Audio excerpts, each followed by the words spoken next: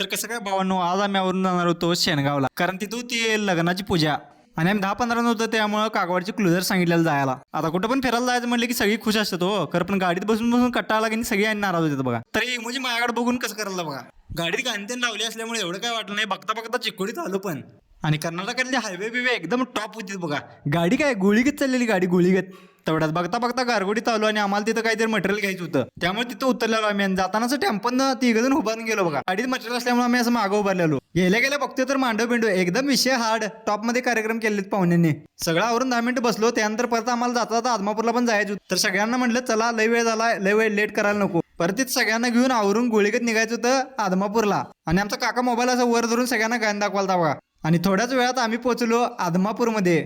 त्यानंतर आम्हाला हे सगळं आवरून अक्कोळला पण जायचं होतं आणि अक्कोळमध्ये मामांचं जन्मघर होतं बघा, आणि तिथं पण आम्ही गेलेलो. तर सगळं आवरून घराकडे परत निघालो. टाटा बाय बाय, भेटू नेक्स्ट ब्लॉग मध्ये.